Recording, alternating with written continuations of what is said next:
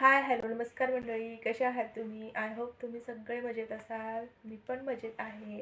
तर आज मी तुमच्यासोबत शेअर करणार आहे फ्रीज जो माझा आहे. तर हा माझा छोटासा फ्रीज आहे.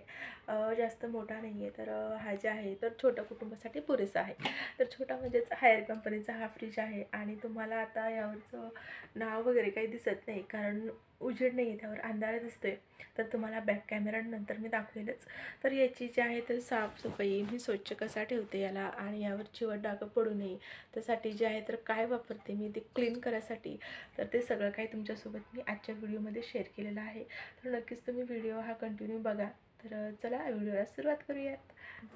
तर हे बघा, तुम्ही इकडे बघू शकता, हा आहे तो फ्रीज. तर फ्रीज तुम्ही बघू शकता जास्त मोठा नाही आहे, छोटाच आहे आणि हायर कंपनीचा आहे. पुन्हा सांगते, तर हे बघा तुम्हाला आतमध्ये दाखवते मी. तर जास्त पण घाण झालेला नाही आहे आणि तो म्हणजे कमी पण नाही आहे, मीडियम आहे. तर इथे तुम्ही बघू शकता यावर जे आहे तर थोडे भाजीपत्ते जे आहे ना, तर एखाद्या वेळेस आपण आणले आणि तसेच मध्ये मी चाळणीमध्ये असे काही ठेवले काही, तर ते खाली पडतातच थोडेफार. तर इथे जे आहे थोडेफार पडलेले आहे आणि तिचे आहेत दुधाचे डागं. आणि त्याचबरोबर जे आहे ते असे खाली तुम्हाला सगळ्यात खाली नंतर दाखवेल मी, की ते जे आहे तर याला पिवळे डागं पण पडलेले आहेत. तर जास्त जे आहे तर हे बघा तुम्हाला दाखवते मी. तर मी जास्त पण फ्रीज असा बऱ्याच दिवस ठेवत नाही. मी जेवढं होईल तेवढं लवकर शक्य मी साफ करून घेते. आणि तुम्हाला माहिती आहे, मी माझ्या अगोदरच्या ब्लॉगमध्ये सांगितलेलं आहे की मी आठवड्याला जे आहे तर बाजार करते. तर इथे पुन्हा दाखवते मी. तर इकडे तुम्ही बघू शकता अशा प्रकारे जे आहे तर आपला फ्रीज इथे थोडासा, जास्त नाही पण थोडा तरी याला चिवट डाग आहे आणि थोडा घाण झालेला आहे. तर त्यासाठी मी कुठलं जे आहे तर लिक्विड तयार करते, आता मी तुम्हाला दाखवते ते क्लीन करण्यासाठी. तर इथे जे आहे तर मी एक जे भांडे घासाचं नॉर्मली आपल्या घरामध्ये जे काही लिक्विड असतं ते लिक्विड मी इथे घेतलेलं आहे. तर इथे प्रत्येक म्हणजे वेगवेगळे लिक्विड वापरतात. कोणी विम बारचं वापरतं, त्याचबरोबर भरपूर साऱ्या कंपन्या त्याचं वापरतं. तर मी इथे माझ्या घरात हे अवेलेबल होतं, त्यामुळे मी हे घेतले. तर आता हे संपले, त्यामधले जे आहे ते पूर्ण काढून घेतले मी. आणि तिथून बघू शकता एक चमचा जे आहे तर साधारण एक चमच्याच्या जवळजवळ जे आहे तर लिक्विड घेतले. आणि नंतर जे आहे तर बेकिंग पावडर एक चमचा घेतलेला आहे, तुम्ही ते बघू शकता. आता जे काही लिक्विड उरलं आहे ना, तर म्हणजेच जे काही पूर्ण लिक्विड मी काढून घेतले आणि ते पाऊच जे आहे तो पूर्ण खाली झाला आहे, तर मी तुम्हाला सांगेल की तो पाऊच पण मी कट करून वापरणार आहे. तर यालाच तर गृहिणी म्हणतात ना. तर मी आता तो पाऊच पण वापरणार आहे. आणि यानंतर जे आहे तर आता इथे मी लिक्विड आणि बेकिंग पावडर जे आहे ते पूर्ण व्यवस्थित मिक्स करून घेतले. त्यामध्ये पाणी घातले आणि तुम्ही बघू शकता पाणी घातल्याच्यानंतर जे आहे थोडंसं बेकिंग पावडर टाकल्याच्यानंतर ते पूर्ण असं वर येतं.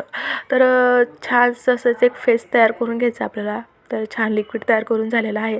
आणि इथे जे आहे ते एक रुमाल घेत मी. इथे तुम्ही हवं तर सॉफ्टवाली घासणी पण घेऊ शकता, जर तुम्हाला जास्त काही चिवट डाग वाटत असतील तर. एकदम सॉफ्टवाली, जास्त कडक नाही, म्हणजेच स्पंजवाली. आणि इथे जे आहे तर मी आता ते स्क्रब असं एक रुमाल आहे माझ्याकडे, तो रुमाल घेतला आहे. आणि सगळ्यात महत्त्वाचं म्हणजे फ्रीज साफ करताना फ्रीज हा बंद करावा आणि त्याची पिन जे आहे ते बोर्डामधली काढून घ्यावीत आणि नंतरच फ्रीज जो आहे तो क्लीन करायला घ्यावात. तर इथे जे आहे तर मी आता फ्रीज बंद केला आहे, पिन साईडला काढून ठेवली आणि तिथे जे काही डागा आहेत त्यावर जे आहे तर आता हे लिक्विड व्यवस्थित लावते. आणि ह्या ज्या प्लेट्स आहेत त्या पण मी काढून घेते, कारण ह्या प्लेट ज्या आहेत तर त्या व्यवस्थित हळूवारपणे काढून घ्यायच्या, काचेच्या असतात, त्यामुळे इथे थोडी सावधानी बाळगायची. आणि व्यवस्थित जे आहे तर प्लेट्स त्या काढून घेते. आणि नंतर जे आहे तर आतली बाजू जी काय असते त्याला जे आहे तर लिक्विड लावून एक साधारण 5 मिनटं ठेवणार आहे. आणि ते ठेवून जे आहे तर दुसरीकडे ह्या ज्या प्लेट्स आहेत ते धुवून घेणार आहे नळाखाली. तर इकडे तुम्ही बघू शकता, तर इथे जे आहे ते व्यवस्थितपणे आतला भाग चोळून घेते. तसंच ज्या पद्धतीने आपण आतला साईड जी चोळते तसेच जे बाहेरचा जो आपण फ्रीजचा जो दरवाजा असतो तो त्याला पण जे आहे तुम्ही बघू शकता. तरच म्हणजे दोन्ही साईडला असं व्यवस्थित पुसून चोळून घ्यायचं आहे ते. आणि त्यानंतर जे आहे तर स्वच्छ क्लीन पाणी घेऊन कॉटनच्या कपड्याने पूर्णपणे व्यवस्थित पुसून घ्यायचं आहे. आणि जे आपण व्यवस्थित सगळ्या जे प्लेटी आहेत त्या पण धुतलेल्या आहेत. तर मला इथं सांगायला थोडंसं इथं हे वाटते, कारण त्यामधला जो मी क्लीन करताना प्लेट्स धुताना जो काही शूट घेतलं होतं ना, जे काही शूट ते माझ्याकडनं म्हणजेच माझ्या मुलींकडनं ते कट झाले. तर त्यामुळे जे आहे तर मला थोडंसं वाईट वाटते की मी ते तुमच्यासोबत नाही शेअर करू शकले. पण काय, मी अगदी साध्या आणि सोप्या पद्धतीने जे आहे तर फ्रीज मी क्लीन केलेला आहे. आणि तुम्ही बघू शकता अशा पद्धतीने जे आहे तर पूर्ण फ्रीज आपला हा क्लीन झालेला आहे. मी पूर्ण पणे जे आहे तर लिक्विड लावलं, 5 मिनटं ठेवला आणि नंतर जे आहे तर पुसून घेतला. आणि नंतर जे आहे तर प्लेट्स त्याला लावून दिल्या आणि नंतर परत एकदा सुक्या कपड्याने जे आहे तर त्याला पूर्ण क्लीन केलं आणि नंतर जे आहे तर फ्रीज चालू करून तुमच्यासोबत शेअर केला. तर अशा प्रकारे जे आहे तर आपला फ्रीज मी इथे क्लीन केलेला आहे. आत्ता झालेली आहे संध्याकाळची वेळ आणि आता संध्याकाळचं स्वयंपाकाचं रुटीन. तर इथे तुम्ही बघितलंच की संध्याकाळच्या रुटीनमध्ये काय आहे. तर मी सुरुवातीलाच तुम्हाला दाखवलं आहे.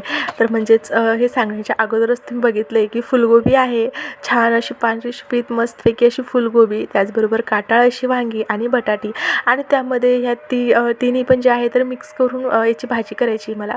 तर तुम्ही बघू शकता मी व्यवस्थित फुलगोबीमध्ये आळ्या असतात तर ते जे आहे तर व्यवस्थित निवडून घेतले. त्याचबरोबर वांगे पण व्यवस्थित आणि ते पण कट करून घेतलेत आणि बटाटे पण अगोदर स्वच्छ धुवून घेतले आणि नंतर कट केलेत आणि नंतर जे आहे तर आता या तिन्हीमध्ये पण मी जे आहे तर पाणी टाकले आणि असंच ठेवणार आहे.